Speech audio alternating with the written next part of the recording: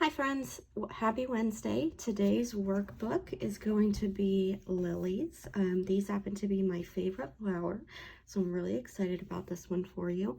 I have a new layer set. I chose the color orange and we're using the Studio Pen at 3%. My workbook is set up for 8.5 by 11, so you could print this on regular paper and work with brushes or markers as well. So we're just going to get right into it. The very first step is we're going to draw these little stems. I don't really know what they're called. I know that's where like all the pollen is. So we're just going to call it the pollen thingies because that's really technical. But what we're going to do is just draw them in little clusters, and they're basically like a rounded rectangle or an elongated oval. So you see you just have like the round at the top and it's two straight lines, and we're doing them in clusters of 3. They don't have to be perfectly vertical, they can be tilted a little bit, but we're just going to make sure we have 2 clusters of 3. And then for our next step, we're going to draw the little stem lines for them. So for these, basically you're just going to make sure that each one of them has its own little stem. And so I'm just going to erase that overlap here because this one would be on top, and do the same thing over here. So that's 1 stem, 2 stem, partially hidden, and then the third, same with those. And then with those stems in place, you're going to draw a leaf around them. So I'm just going to bring these down. Again, you can use your selection tool, and then I'm going to swipe with 3 fingers so it brings up this menu, and do duplicate, and I'm just going to drag that down here. So this can be a whole variety of shapes, but if you look at lilies, they typically have these they're not as round as other flowers. They're more pointed at the end. They're almost like elongated triangles a little bit, but they can have curves and folds in them that make them unique. It's what a lily looks like. Pretty much everyone who's seen a lily knows that that's the shape of them. It's not your regular round petals like this. You're going to be working more with elongated shapes. So what we're gonna do is just draw one of those here, and it doesn't have to be anything fancy. You know, you have your tracing one for practice, and I'm gonna just do the same thing over here. And then what I'm gonna do is move this down here so that we can do our next step. So after you have your first main petal, you're going to create the one in the front that gives it this depth, that makes it look like these pollen thingies are inside of it. So the way we do that is kind of like a wonky triangle and a curved base. And when you put those together, you have your folded petal.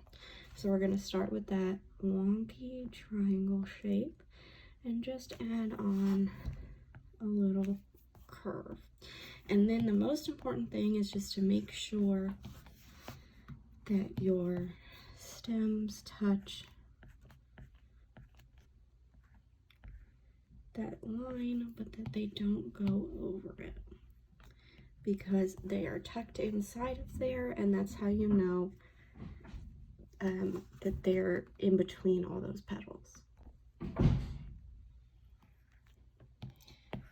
There, we're going to come back up here to do our next step. From here, we are going to add the remainder of the petals. So there's always these 2 main ones, and then I put 2 offshoots on either side. They don't always have to look the same, but I pretty much do like the overlap. I'll put one in front of the other, and they go off in that angle. So, not sure what happened there. We're gonna do this first one, and again, it's kind of like that rounded triangle shape. It's not anything too fancy.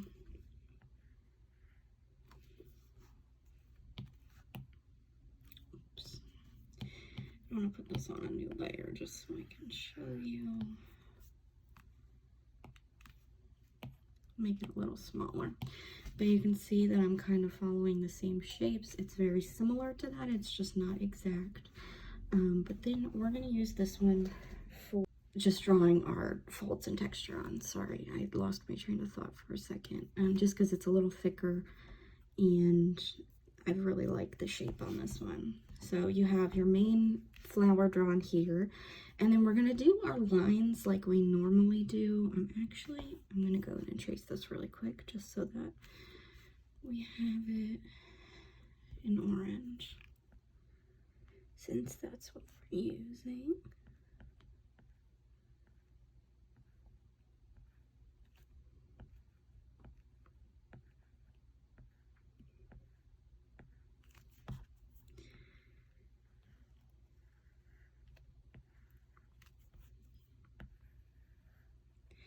And again, it doesn't have to be perfect. These are just general shapes until you get used to drawing these shapes on your own. Tracing them is a good way to learn how to do that. So I'm going to bring this down here and I'll show you how we fill it in. So I like to always start, remember, with adding whatever folds I want to do. So I'll add that one there, and there's one here, here, and here. And then one more on this inside petal, I mean. And then what I always do, I'm going to turn off this background for just a little bit, is I like to draw my lines going around the shape of the flower petal. And you know that from the past few that we've done. So I like to give it texture and some shape to it.